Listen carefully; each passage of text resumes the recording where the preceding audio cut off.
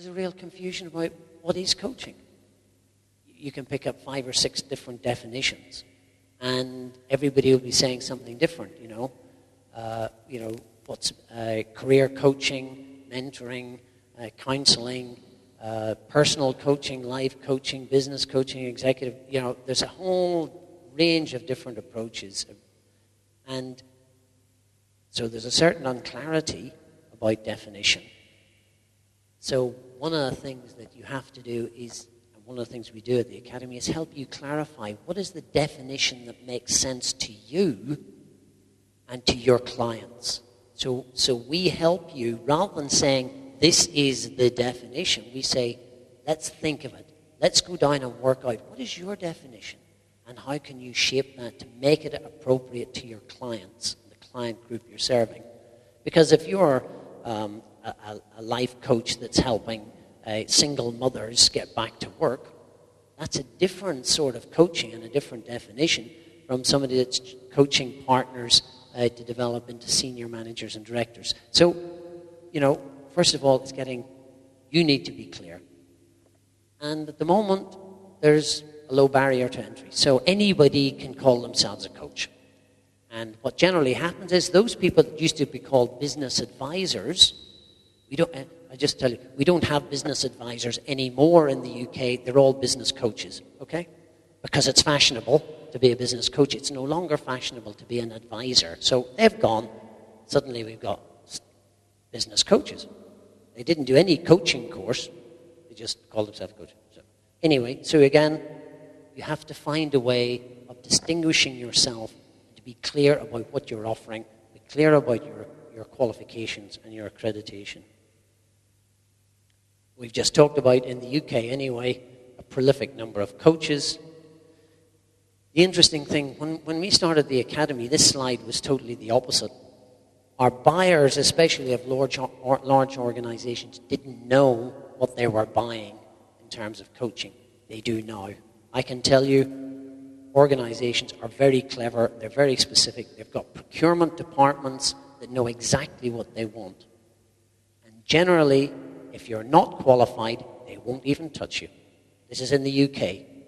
The first cut comes with, have you got a recognized qualification, and are you accredited with someone? And if you're not, there's no point in going any further. So buyers are now very sophisticated in organizations. I imagine that will come with time in Poland. As I say, we've been doing it for a long time. So,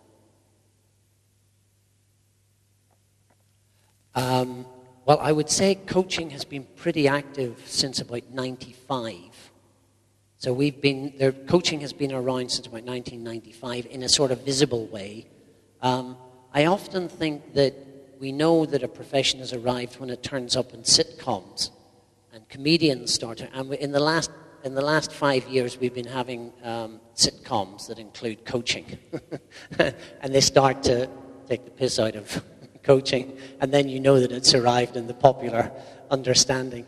But I would say it's when we started the Academy, we were probably one of 3 institutes that were providing coaching and coaching services, probably about 50 now. But since about 95.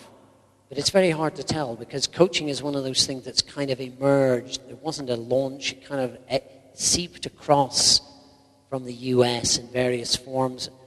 One of the ICF past presidents has done a PhD research document on the evolution of coaching, and it turns out to be really quite complex. There seems to be something that's happening. Coaching has just happened of its own.